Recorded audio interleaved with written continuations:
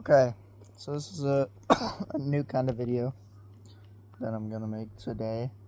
So if you see, I built this porch about, I want to say, a couple months ago, and there's a lot of cutoffs. That's cedar. So most people, when they think in woodworking projects, they're thinking cedar pickets to make planter boxes. So I have all those cutoffs that are under there, and you can see they're a decent size, and I kept them because I was like, maybe I can. But and today's the day, so I don't have anything to do on the agenda, so I figured make best use of my time and make something out of some scraps and see if we can't make some money. That's the goal.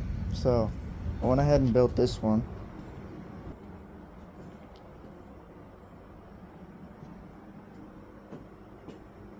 Looks pretty good on the porch. That's the idea that I'm rolling with. And I have the top with it. It's right there. I'm gonna put that on after I put in the fabric liner. So you can see it's a false bottom. So it only goes down like 2 pickets. That's why you can only put your soil up to like the first picket, and then your flower goes in. Or vegetables or whatever you want to make in there. And then I'm thinking, I have a lot of scraps over there, so I'm thinking I make probably 1 or 2 of every different style. Maybe stain one, don't stain the other. So I'm gonna do have some of the landscape fabric stuff that you'd put in it. So pretty much all you would do there is just drill holes for the water to like slowly go out. You want to drill like probably 3 holes or whatever, 3 or 4 holes in there, and then put the fabric liner in there and then put that on top. And then I'm gonna do linseed oil because I already have it, big jug of it, from doing this porch here, and it seems to be holding up well, and then there's nothing weathering it. You don't really have to put anything on cedar, but just to help it not rot as quickly, because you will be watering it and having dirt up in there, I'm gonna go ahead and put the fabric softener and put the linseed oil on the actual pickets. And then on one of the models, I'm gonna build 2 of these identical, and then on one of the models I'm gonna go ahead and stain the legs and the top, just to give it a little bit more pop. Maybe it might do something, who knows. But I'm gonna make one, and I'm gonna linseed oil the entire thing and leave it the way it is right now. And then the other one, I'm gonna add some stain to it and kind of play around with just what I have. So my only real cost is glue. You can pick this up from Walmart for like $10. This whole thing should be able to make a couple boxes. And I'm just using a trim gun nailer. I made this one at a 16 gauge because that's just what I had. I have an 18 gauge as well, so I'll probably go ahead and use that. But yeah, this entire thing, everything I'm making will be made with nothing but a circular saw, a trim gun. I'm not going to count the clamps because that's not needed. Usually you would build that as you're putting the fabric liner in it, and then that you don't need clamps anymore. Or you could even make the square and try to like shoot the nails into it, and then you wouldn't need a clamp, because I didn't use that for any of this. So, and then, so yeah, circular saw, trim gun nailer, glue, get yourself a square, marker, and tape, and that's all we'll be using for every bit of this. And usually, I know a lot of people, they want to make sure they have everything. Like, they're probably going to go out and buy a bunch of new pickets and be like, oh, well, they're cheap, so might as well. And then have, like, real sizes. Because if you look, like this one I made 32 by 8.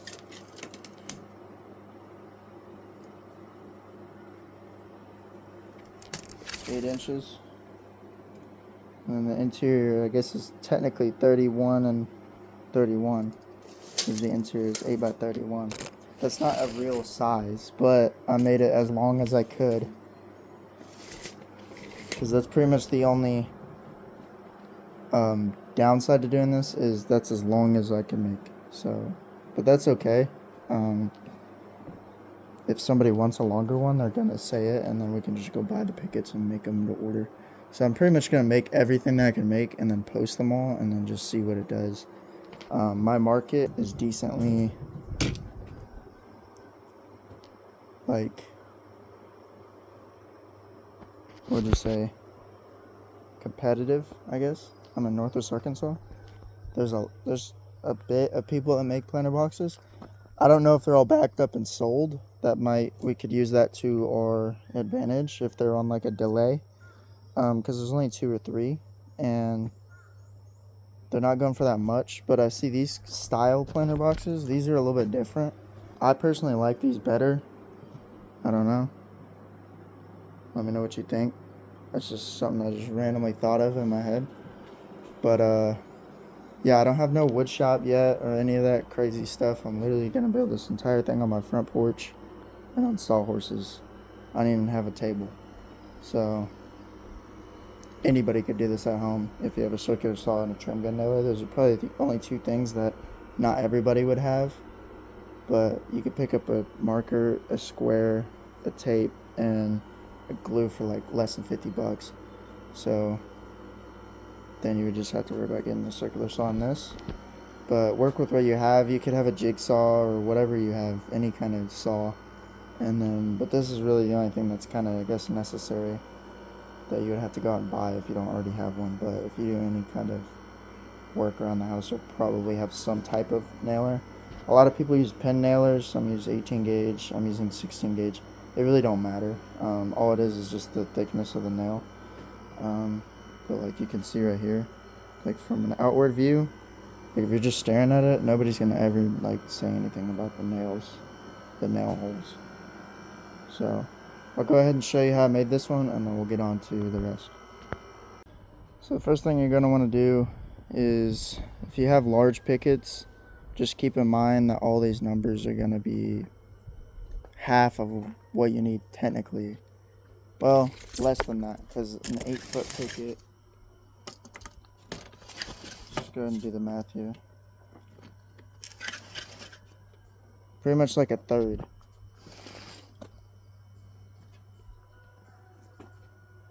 Because that's 8 foot, and that's my picket.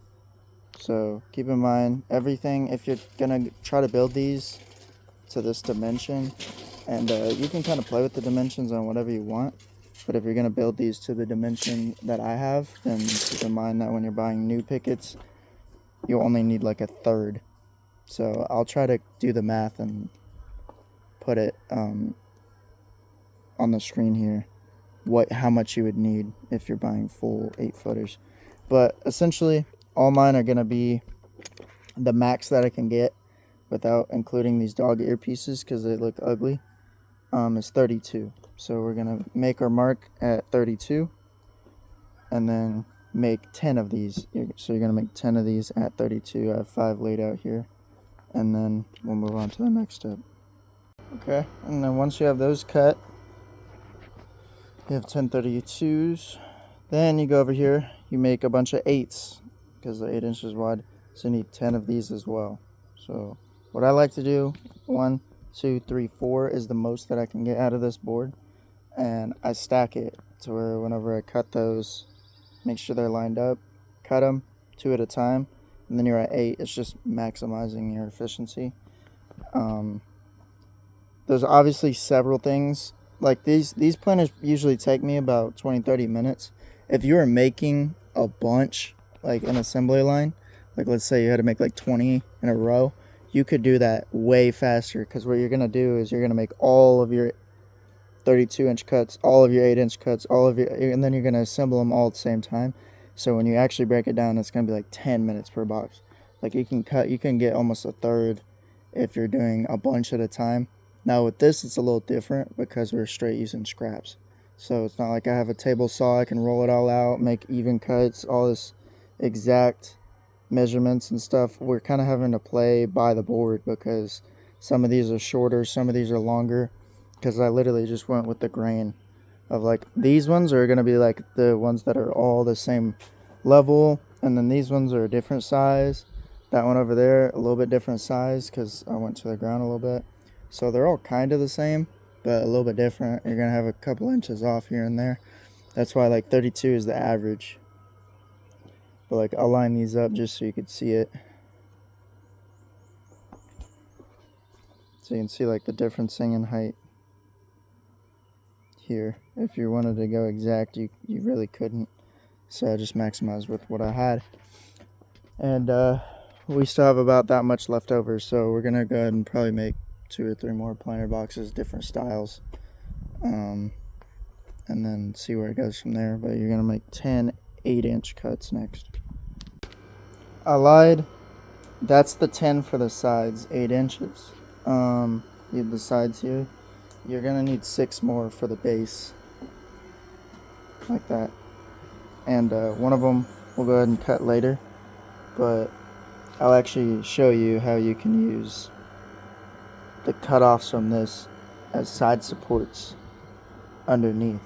So we're trying to utilize the most that we can here. But and then what's next is these legs. If you can see, these legs, you can kind of play with them. I know some people, they go less on one and then more on the other.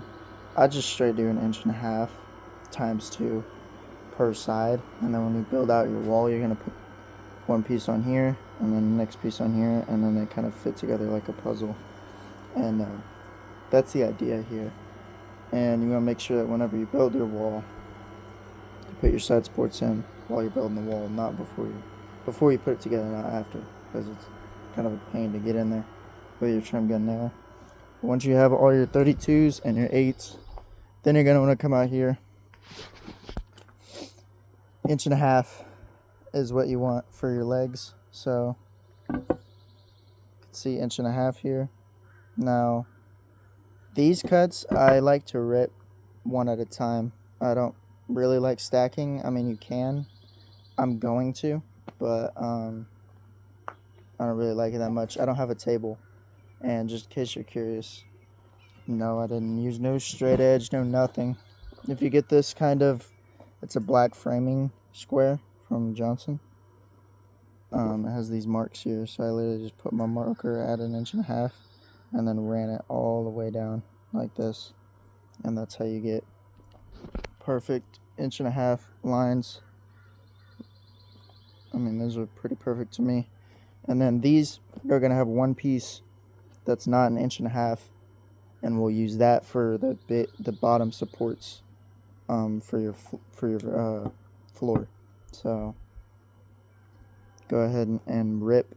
You're going to make 8 of them. You're going to make 8 rips, 32 inches long. I do mine 32.5, just in case I end up keeping them, and I'll show you why. And there's a little bit of math behind it. If you measure this, your pickets are about 1/2 inch. If you come up over here, most people, myself included, they're going to make their deck 32 inches and then put your top plate on. So it's going to come out to 33. So, or they'll do 32 with the top plate included. That's not what I do. Every time I build a deck, my posts like these and stuff come out to 32, and then your top plate goes on top of it. So that's how I build my decks. Everybody's different, but this is just in case I end up keeping it. It looks good on my porch. So I do 32.5 on the leg, so it stands 32.5 as it is. And then when I add that piece, that's the other half, and that gets us to 31. And that way you're level. If you want it to be lower, then go lower. If you don't care, then you don't care. But that's just what I'm doing on mine. I'm doing mine 31.5. You're going to want them 32 or whatever. But just in case I end up keeping them, it's going to look cool right there. So that's what I'm doing. Make your rips, and then we'll move on to the next part. Okay, so then once you have all your rips done for your legs, your pile should be looking like this right now. You have 10 at 32, you have 16 8s, you have your 32, 32 half, whatever you decide. For your legs, those are your sizes, and then you're gonna need 8 of those. And then you need your cutoffs. These are the bases for your floor. That's what these cutoffs are. The leftovers from the 1.5 inch rips, you should get 2 or 3 out of each board. I think it's 3 out of each board, and then you'll have this left over. Yeah, because the board is like 5 inches. Should have like the inch or less rip. Don't really matter the size at all because it's going to be sheer. And then all that's going to need to be 31. So you need 2 of those strips at 31, and then if you want to add additional support, then you can take that leftover rip and do 2 at 8, and then that way you can have supports right here, and on the sides. This base isn't going anywhere. I could stand in this, and I was standing in it earlier, and just to test the durability, but it's not going anywhere. And if you want to add your top base, then you're gonna need to rip, I would say 3 more, probably 1 more board if you have the scraps like I'm dealing with, at 1.5 inches, because you would need 2 1.5 inches at 10.5 inches, and then the other one would be at 31, I believe. Yeah, so if you want to make your top base, you can. I think it looks fine like this. A lot of people add the top base. I'm gonna go ahead and do it. It's completely optional. It has nothing structural to do with it at all. It's strictly for aesthetics. So yeah, you would need to cut 2 at 31 and 2 at 10.5, and then that's everything you need. And then your pile would look like this, and then we can start on assembly. Okay, so this is now what you need. You're gonna go ahead and grab 5 of your wall boards, and then 4 of your legs, like so. And essentially what you want to do is, you can see you got the pretty side facing up. I just went ahead and laid it out in the sawhorses. If you have a table, this is like 1,000 times easier, but I don't. So we're just gonna do without. What I like to do is, you can see this is the pretty side, so it'd be facing up. Line these up first, and then shoot the nails in like this. And then that one, you can shoot the nails in like this. And then I would need, that's not even really needed, because really you need this one right here. This, if you want to protect the corner, you can shoot a nail just like this every once in a while. And then whenever you get your side pieces in, you're going to shoot a nail from here direct into here. And that's kind of how you encase it. And then always make sure to use glue. And yeah. So this is pretty much what I was saying, so you can get an idea. You're going to want to lay them out like this. Make sure your pretty side is on the outside. This is like your rough side. This will be like your pretty side. That's the side that's going to be on the outside. And then you're going to glue it and then line it up like this. So you'll have it overhanging like that. And then whenever you nail it, your next one's going to go right on top.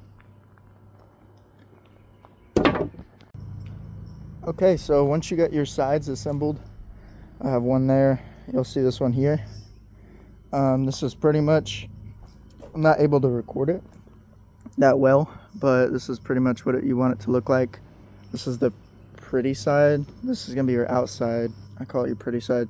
If you look on every cedar picket, just in case you don't know, it's meant to have a rough side and a smooth side. This is pretty much the plain side. You can run these through a planer or sand them if you want them to look prettier. I don't really care that much, and because you seal them, that gets rid of most of this hairing, is what it's called. It like hairs up, whenever it needs seal. So just in case you're ever working with these, so you can see here, there's no like hair to it. You can feel it. It's like kind of smooth. That means it's good and sealed, and it kind of like darkens it in a way and like pops out the grain. That's what sealing does to it as well. So you can tell the difference. This is the exact same wood, the one leaning up against that's sealed, that's not. So you can leave it or not. I always seal mine, they last longer, but I seal it with I'll show you what I seal it with afterwards. I'm gonna seal them all at the same time and put the fabric liner and then show you how to do all that. But this is pretty much what you do. You have two of those, and then this next part is going to be a little bit hard to record, but I'll try. It's going to be your sides, so I'll show you kind of what I'll do. These are the ones that you have. I went ahead and just did this one. On this one, you're going to add whenever you add your sides in, because you're going to shoot it through here, and then you can shoot it through the corner to make sure your corners are good. But you're going to glue this entire side down. This one's kind of, you glue half of it and then half of it, so it's a little awkward, but that way it's kind of fit up like a puzzle piece. You can do the same thing on your sidewalls here. If you wanted to put this one like this, then you could do that, and then put this one halfway, and then they would fit together like that. That's how I did it the first time. I'm doing it this way this time because while I was doing it, I was like, this would be way easier if you put this piece on last. So it's up to you on how you want to do it, but that's how I'm going to do it. And then you make sure that you grab your other 4 legs and then your 10 sides, and then we're going to build these boxes. But before you do that, I'll show you what you do with these.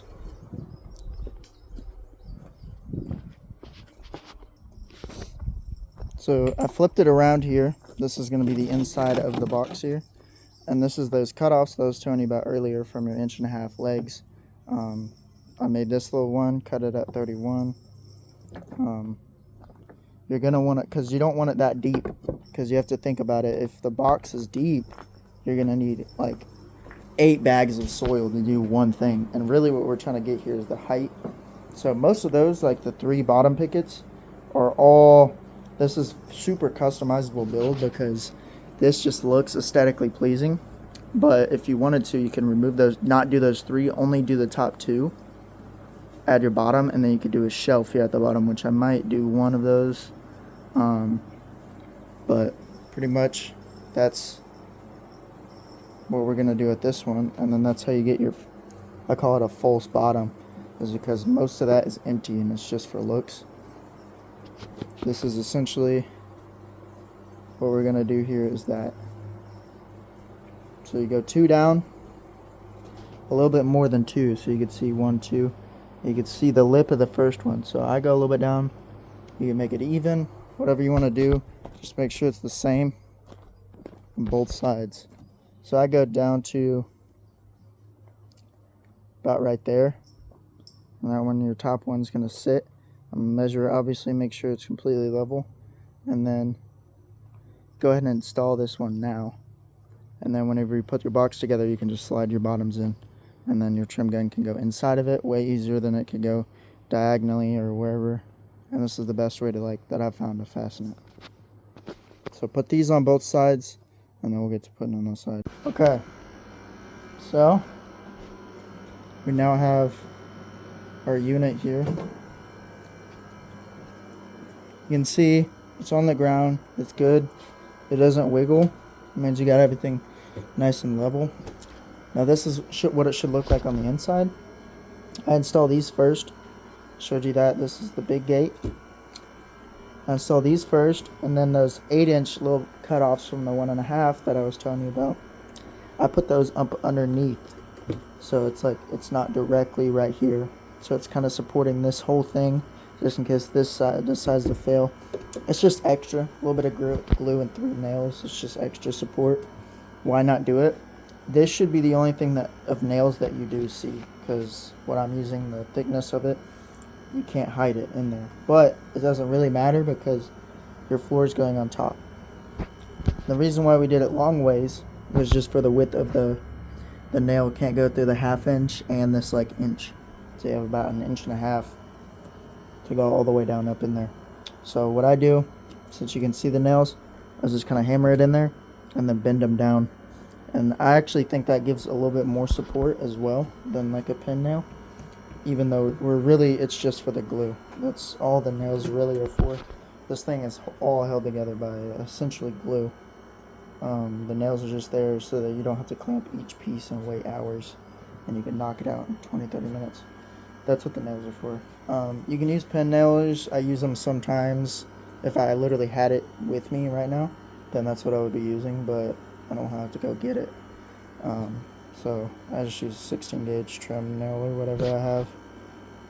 So yeah, and then you take your little 8-inch pieces, because this is all that should be left other than your top piece, and it don't really matter rough or smooth side, and then you essentially put it on down up in there like that, and it should be like decently tight. So I can show you.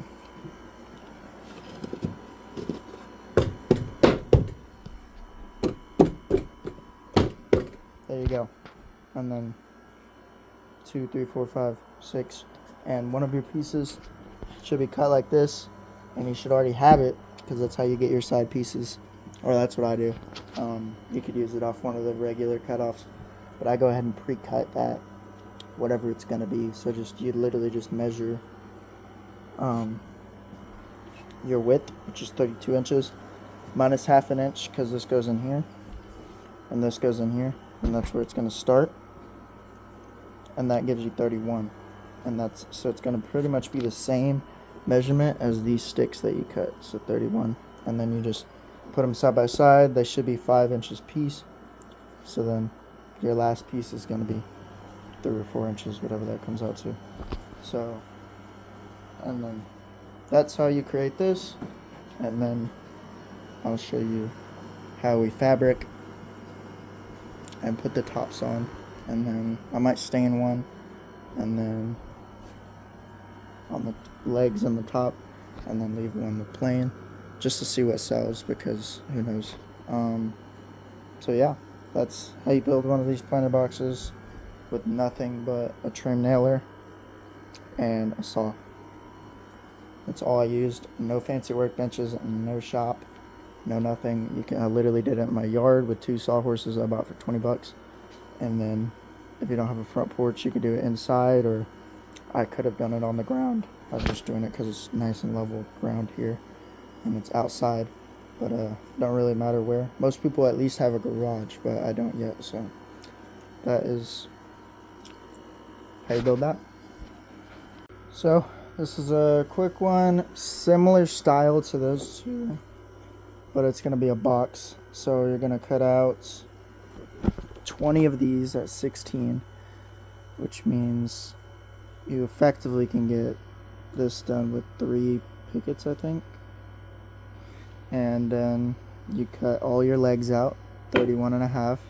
Same. The only difference is we're not cutting 8s and 32s anymore. We're cutting 16 straight. So same dimensions technically, just in a square instead of a long trough style. And then once you have those all set up, you make your walls the same, connect them all. These are the cutoffs that I have. Disregard this one. Those are what's left over, and then what's left over you're going to make your tops. So the top box, this is left over from the last piece, this is left over from this one, and then all these are going to be obviously what you nail your floor into for supports. So these are your supports, and then these are going to be your your top pieces that you're going to add after you put your liner in there. So I don't have a table, obviously, so that's what I use these for, just in case you're curious. I kind of space them out like that, and then that way I can put the wall on it and then kind of build it like right there. So yeah, we'll go ahead and build these walls real quick. Okay, so now this one's done. This top isn't on yet, just because the liner, you're going to want to take it and then peel it back, and then this is what you put on top to hide the liner. I only miter my edges on squares.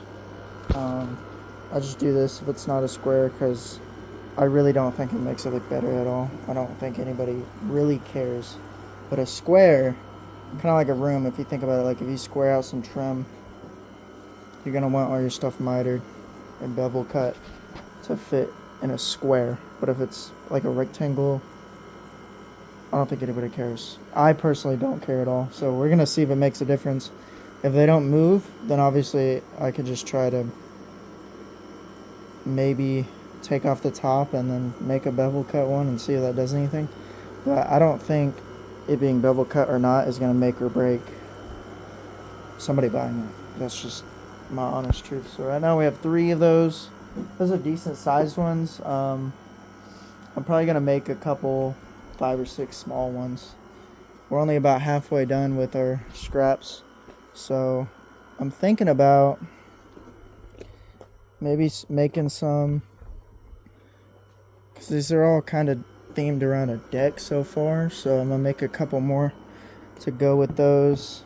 I also might make one more of those, because kind of what I was imagining with that, the square one would be like if there was a stoop here, you would have one on each side of the stoop with a bigger flower plant in it. That was kind of just what I was imagining, but I don't know. It could not sit anywhere, or it could move. I'll probably make that one just custom made to order. Yeah, it takes about the same material as that, so I don't see the point in building a smaller one. If those sell more, then obviously I'll just make those with the same material. So we'll make a couple of each and then sell them out. I'm thinking, because the picket is the size of like a handrail here, so I'm thinking about making like a longer trough, like kind of like a box, I guess, that you would like set on top right here.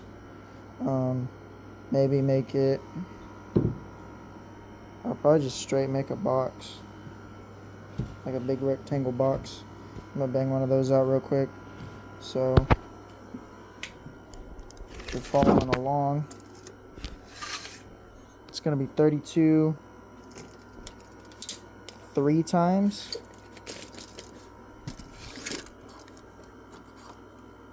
So 32, 3 cuts of 32, 2 cuts of 5.5, and then your legs. So we'll go ahead and make those. Your legs would be 1.5 inches by 5.5. So 1, 2, 3, 4, 5, 6, 7, 8, 1.5 rips like those at 5.5 inches a piece. That's your cut list, and then we'll go ahead and make this box. Okay, so I cut out all my little leg pieces and I went ahead and put them on like this. I pre-did my corners, which you could do with all these. I actually prefer this method a lot better. Pretty much you just glue that side, set it down, make sure it's flush, and then boom, boom, boom, shoot your nails in there. And then all of them should be good and square. And then I leave them up here just to get dried or whatever while I figure out what I'm gonna do on the floor here. So there's your legs. It's gonna kind of be like just like those in a way, just one row instead of all of them. So same, but the only reason you need legs for this is so that the legs can sit on the ground and your box kind of sits like an inch up or whatever to let the water drain. That's the only reason why you need that, really. So yeah, I'm gonna go ahead and make the first one in the box, figure out what I want my leg height at and all that, and then I'll show you how I did it on the second one. Okay, so we got 2 boxes done. This one, not my proudest work. The legs ended up being short, so I added these 2 side trough things I don't know. That one might be a personal keep. I might have to tear it apart and redo it or whatever. The idea didn't quite work out as I wanted to, and I made some miscuts, and then so I did this one to where they're going down this way, and I did this one to where it was one piece. And then kind of the idea is we can the idea was it for it to like latch onto that, which I guess you could do if you took these off. The only reason that's needed was to shoot it into there and then into here. I could theoretically, you could take these two off. If it doesn't do anything, then that's what I'm gonna do. If nobody likes it, then I'm gonna keep the legs on it like this, and then shoot them in direct, and then take this piece off to where it can like kind of sit in there. You get what I'm saying? But either way, I mean, if it's on the ground, it's definitely workable. It's kind of a small version of that is what I was looking for. And then I'm going to build a small version of this, and then I'm going to build one more version of this, but instead of going all the way down, I only go 2 up, and then I have shelving at the bottom. So that's what we're going to build right now, is the one with shelving. So I went ahead and cut up a bunch of 1.5 inch rips, and then I put 8 at 16, and then we're going to go ahead and make that one, and then we have just enough left over to probably make a small square box. And then we'll be out, and like I said, the only thing we're out is glue and nails. And I guess this is 35 bucks. This is the only thing I actually had to buy other than the glue. So $10 and $35. So we're at about 45 bucks to make all these planners. If one of them sells, we paid itself off. And that's pretty much where we're at. And then obviously if they keep selling, you can kind of make them sell the order kind of style. So that was the idea, was just to make a little bit of styles here. And with the fabric, pretty much what you want to do is you want to put the fabric in on the inside, and then right here is where you want to staple it, and then you want to put your top on to conceal that. So all they see is the fabric, they don't see the, you know what I mean? So that's what we're gonna do now. I'm gonna go ahead and make the one with the shelf.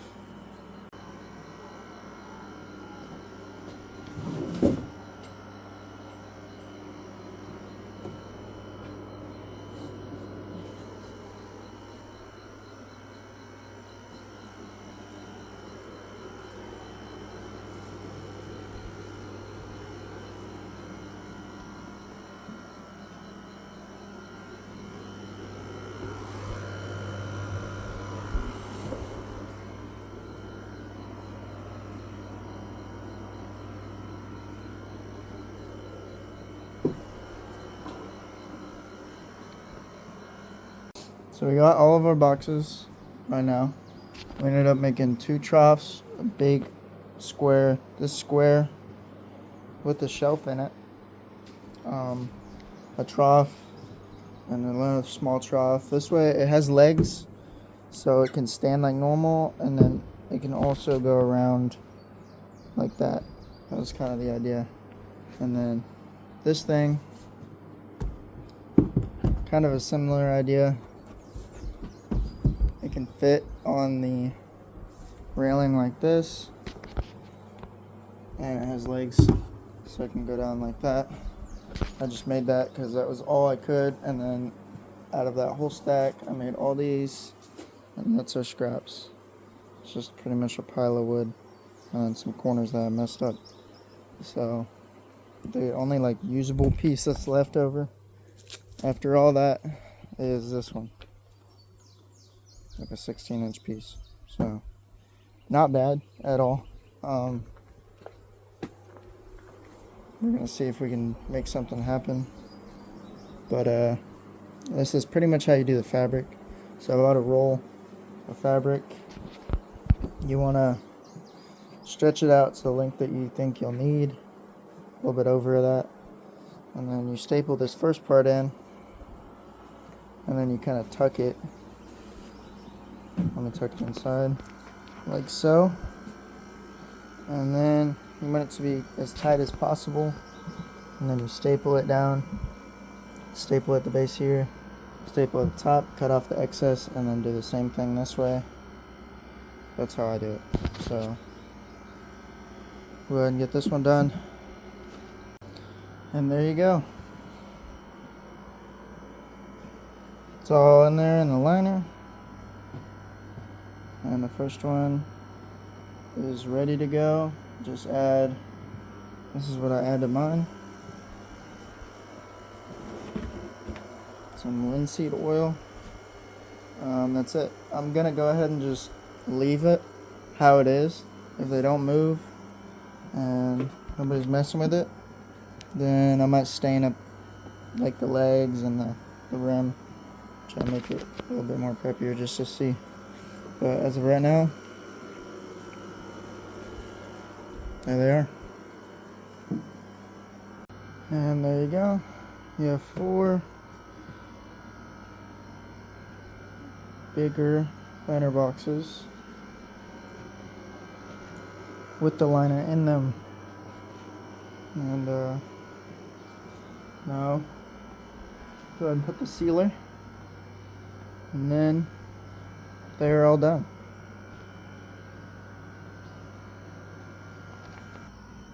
That was a different kind of video, but I think I want to make more of those furniture, that kind of whatever building. So if you want to see more of that, stay tuned. And yeah, and boom, they're all done now. That's what it looks like after the linseed oil. You can kind of tell the difference because that one didn't get it and that one did. So it kind of like beautifies it, puts more protection on. Got all of our fabric liner up in there. And all these turned out pretty good. I don't know. We'll see what the market thinks about them. My porch is out of cedar, so who knows? If I don't sell them, I might end up keeping them. Doing something. Might garden on my own a little bit.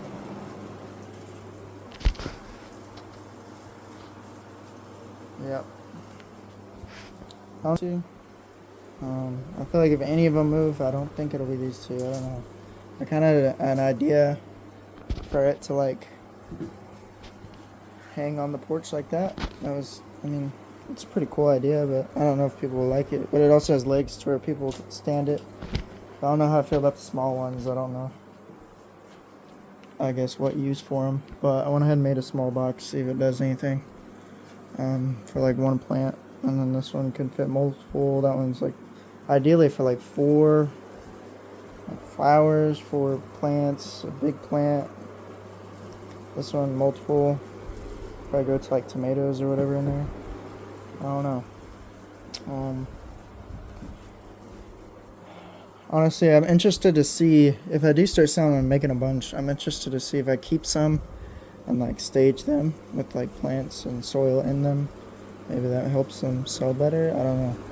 The analytics on all this stuff, somebody probably knows better than me.